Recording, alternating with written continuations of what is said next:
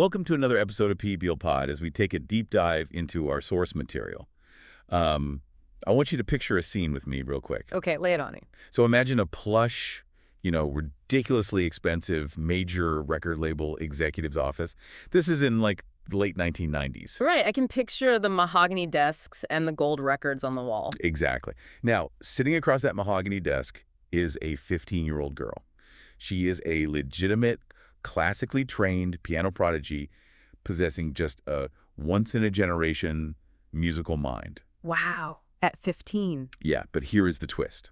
Hidden right there in her pocket, she is carrying a literal homemade knife. That image, it perfectly encapsulates the intense duality of the person we're exploring today in this deep dive. It really does. Yeah, because she brought this incredible, sophisticated musical refinement into that corporate boardroom, but she was simultaneously armed with, this gritty, survivalist mental toughness. A toughness she developed growing up on the crime-ridden streets of Hell's Kitchen in New York. Well, that 15-year-old girl is Alicia Augello Cook, who you probably know today as Alicia Keys. We are looking at a story-driven profile of her life and her career. And for anyone listening, you probably already know the monumental achievements. For sure. She's sold over 90 million records, won more than 15 Grammy Awards, and cemented this legacy as one of the best-selling artists in modern history. But the real story here is not just a list of trophies. No, not at all. The compelling narrative hidden in our sources today is really about the mechanics of control. It's the story of how a biracial kid from an unforgiving neighborhood managed to fight off the massive, deeply entrenched machinery of the modern music industry. And she managed to retain her authentic artistic soul when, honestly, every corporate force was designed to completely strip it away. And in the process, she kind of completely redefined 21st century R&B. Yeah, her early career reads a bit like a superhero origin story, honestly. I like that analogy. But her primary superpower wasn't just her voice. And it wasn't even her piano playing. It was her uncanny ability to look at powerful people holding massive checks. People who wanted to fundamentally change who she was. Exactly. And she could just completely reject their premise. She could just say no. Which is incredibly rare. But to understand how she forged the armor required to do that, we have to look at the unique environment of her childhood. Right, because before we can understand how she battled the music industry, we absolutely have to understand those early years. So the context of her upbringing in the 1980s and 90s is basically the foundation of her entire worldview. She was born in 1981, and her father left when she was 2. Okay. So she was raised in a tiny one-bedroom apartment in the Manhattan Plaza complex by her single mother, Alicia Augello. And Hell's Kitchen, during that era, it was not the gentrified neighborhood of trendy restaurants that you see today. Oh, not at all. It was a really rough, unpredictable environment. She was regularly exposed to street violence, the drug trade, prostitution. It demanded constant vigilance just to walk to school. And as she entered her teenage years, she started receiving a lot of uninvited, aggressive sexual attention on those streets. Right, which is terrifying for a young girl. Yeah, so her response to that was to essentially build a physical and emotional wall. She intentionally began wearing really baggy, gender-neutral clothing. She braided her hair into what would become her trademark cornrows. Right. Just to avoid looking conventionally styled. Exactly. And she carried that homemade knife for protection. Yeah. Meanwhile, her mother was working 3 jobs and kept her intensely focused on extracurriculars. Basically, so she wouldn't have idle time to get pulled into the street life. Right. And that intense focus found a target when a neighborhood friend moved away and gifted her family an old upright piano. She was about 10 years old. And she completely fell in love with it. She began classical training, but the crucial detail here is how she trained. Right, she studied the Suzuki-method. Yes, and for those unfamiliar, the Suzuki-method doesn't just sit a child down with sheet music and teach them to read notes on a page.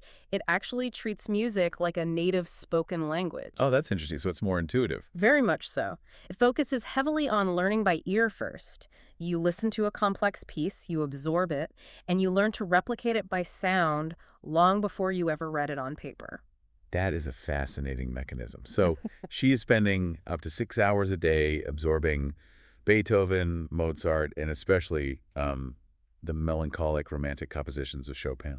But she is learning them auditory first. She's essentially training her brain to decode any sound she hears and translate it straight to the keys. Which is wild when you think about her environment. Oh. Wait, so she's absorbing the gritty, survivalist street life of Hell's Kitchen every day, but her musical foundation is melancholic, 19th century European romanticism. Yeah, it's quite the contrast. How does a teenager even reconcile those two completely different worlds? Well, that dichotomy actually became the defining signature of her entire life.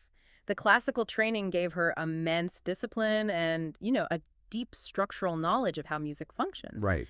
But the streets of Hell's Kitchen gave her emotional depth, an awareness of the darker sides of human nature, and that fierce protect yourself mentality. And I guess the Suzuki-method kind of bridged the gap. It did. It allowed her to take the raw auditory experiences of the streets, like the rhythm of the city, the boom bap of early hip-hop, and instantly translate them into classical chord progressions. Oh, wow, that is brilliant. And by age 12, inspired by the movie Philadelphia, she actually wrote her first song. Which is so young to be composing original material. That synthesis of skills turned her into a prodigious talent very quickly. Yeah, and by 13, she is discovered by a manager named Jeff Robinson, who is just blown away by this kid who can play Chopin, sing soulfully, and write original material. Which naturally kicks off a massive bidding war, and by 15, she signs with Columbia Records. They even woo her with this $26,000 white baby grand piano. At the same time, her fierce intellect led her to graduate high school early as valedictorian. She was just 16. That's incredible. Yeah, and she even earned a scholarship to Columbia University, though she ended up dropping out after a month to focus entirely on music. Well, the label clearly saw raw, undeniable talent. But we need to look at how the music industry machinery actually functioned in the late 1990s to understand what happened next. Because it was not a friendly environment for a self-sufficient teenage girl. Not at all. This was the era of the assembly line pop star. Major labels relied on a highly manufactured formula. And their primary mechanism for control was to separate the artist from the creation, right? Exactly.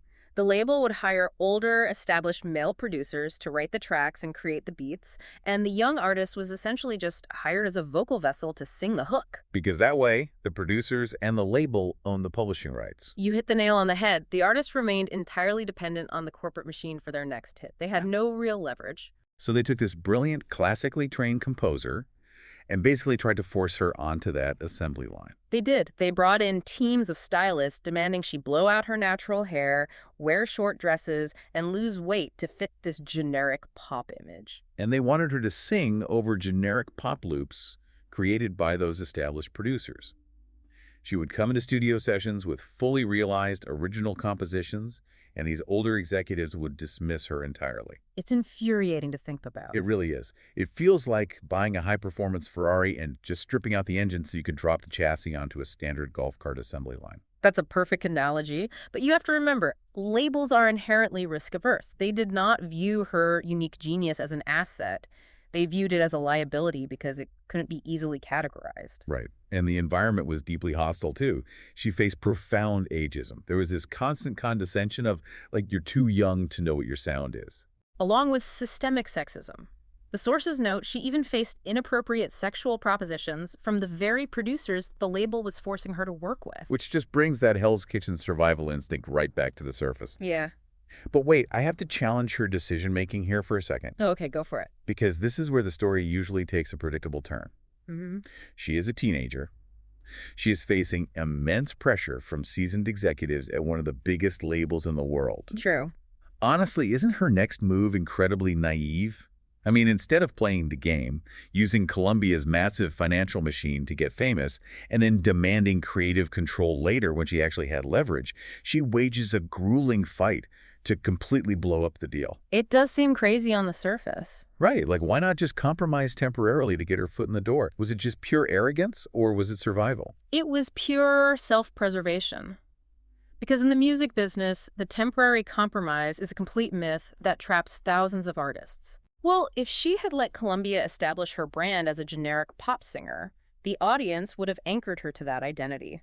If she tried to pivot later to raw classical R&B, the market would likely reject the change as inauthentic. I see. More importantly, it goes back to that core belief that knowledge is most valuable when applied. Her Hell's Kitchen radar was pinging. She knew that surrendering her creative control meant handing over her publishing rights and her autonomy. The executives wanted the producers to get the royalties, not her. So her rebellion wasn't just artistic pride, it was structural self-preservation.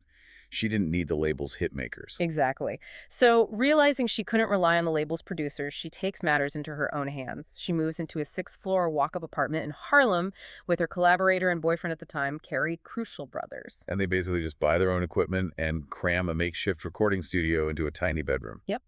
And this is where that Suzuki ear training pays off exponentially.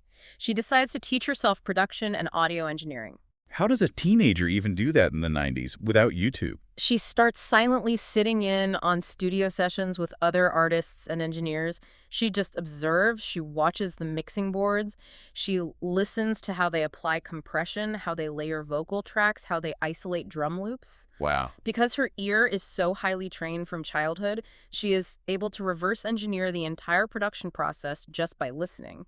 She figures out how to translate the complex arrangements in her head into actual recorded tracks without needing an older male producer in the room. So she essentially builds her own assembly line.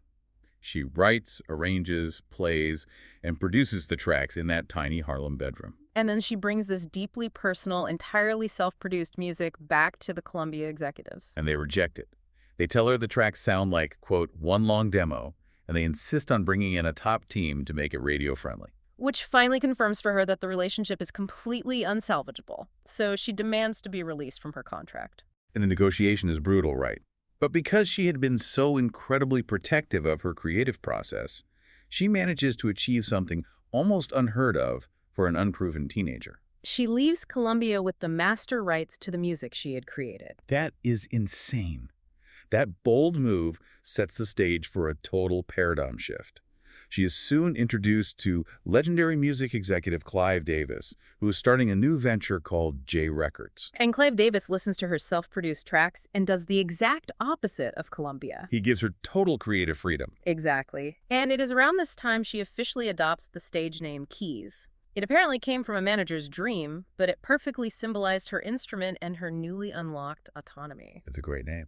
And Clive Davis understood that standard pop marketing would ruin her authenticity. Right. Instead of pushing her to radio immediately, he had her perform at small, intimate industry showcases. He basically forced people to sit in a room and watch a teenager play classical piano and sing with the soul of someone 3 times her age. And that built a grassroots, undeniable buzz. But the massive turning point comes when Davis writes a letter to Oprah Winfrey asking her to feature this unknown artist. Oprah hears her debut single, Fallin, and books her immediately. And when you actually break down the musicality of Fallin, you see exactly why Columbia was terrified of it and why the world was utterly mesmerized by it. Yeah, let's talk about the music itself, because Fallin is a structural anomaly for mainstream pop radio in 2001. Oh, completely. Mainstream radio back then was dominated by heavily synthesized, fast-paced, four-on-the-floor pop and rap beats. Right.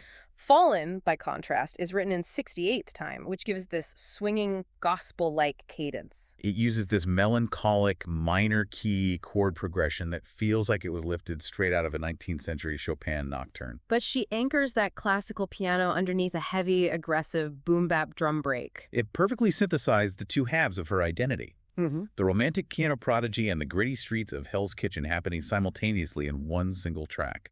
And the impact of that was seismic. Her debut album, Songs in A Minor, which featured the exact music Columbia had rejected, debuted at #1 on the Billboard 200 in the summer of 2001. It went on to sell over 12 million copies globally. The massive, risky bet on herself paid off in a way no one could have predicted. The industry validation was just absolute.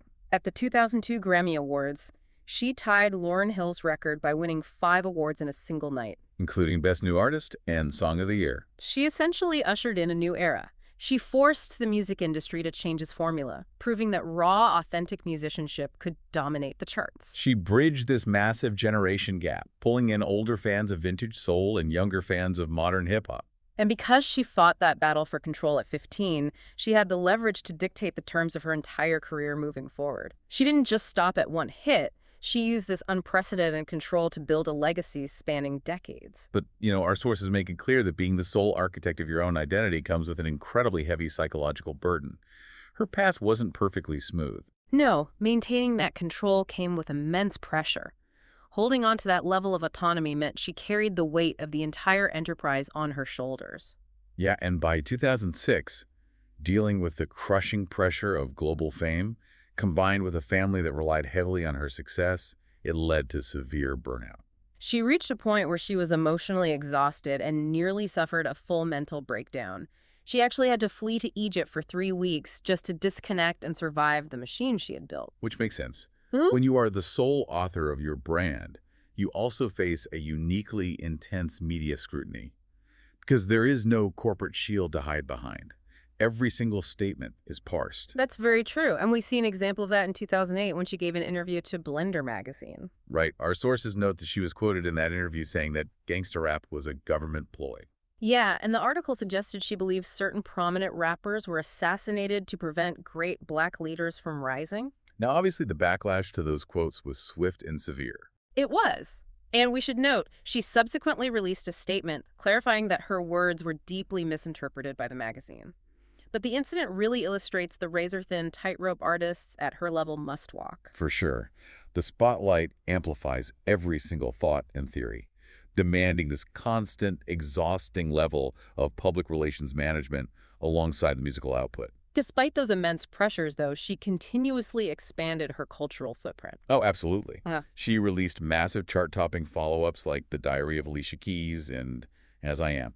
And of course, massive cultural anthems like her Jay-Z collaboration, Empire State of Mind, which became the definitive modern anthem for New York City. But she even stepped entirely outside of the recording studio to become a major philanthropic force. Yes. Following a profound visit to clinics in South Africa, where she witnessed the devastating reality of the AIDS epidemic firsthand, she co-founded Keep a Child Alive. And it seems like she utilized the same relentless drive she applied to her music production to build this nonprofit organization. She did. They provide medicine, orphan care, and social support to families affected by HIV and AIDS across Africa and India. And bringing her entire narrative full circle, she recently wrote, composed, and co-produced a Broadway musical loosely based on her own life story. Premiering in 2023 and appropriately titled Hell's Kitchen. I just marvel at her sheer adaptability.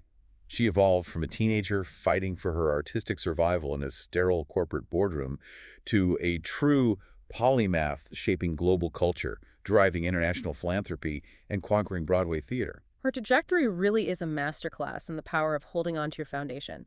The music industry is a machine engineered to manufacture conformity and extract value. And there's so many artists who are chewed up and spit out because they let that corporate machine define them. But Alicia Keys survived that machine precisely because she never forgot the mechanics of her own survival. She trusted the defensive armor she built walking those chaotic streets. And she trusted the fierce structural discipline she learned while playing Chopin by ear on a gifted upright piano. When the executives told her she wasn't ready, or that her sound was just a demo, she possessed the actual technical skills to walk away and build it herself. She proved that true commercial dominance doesn't require sacrificing your authenticity. When you know the inner workings of your craft so deeply that you can build the product yourself, you never have to hand the leverage over to someone else. She owned her sound before the world ever heard it. Which leaves a really provocative thought to mull over as you go about the rest of your day. Yeah, think about your own life, you know. What is your piano? What is that foundational skill or truth you possess that, if you just trust it enough, could give you the power to walk away from a bad deal and build your own empire? It's a great question. Because the moment you fully own your capability is the moment you become immune to the machinery trying to change you. Thanks for listening to PPL Pod. Keep tuning in for more stories worth knowing.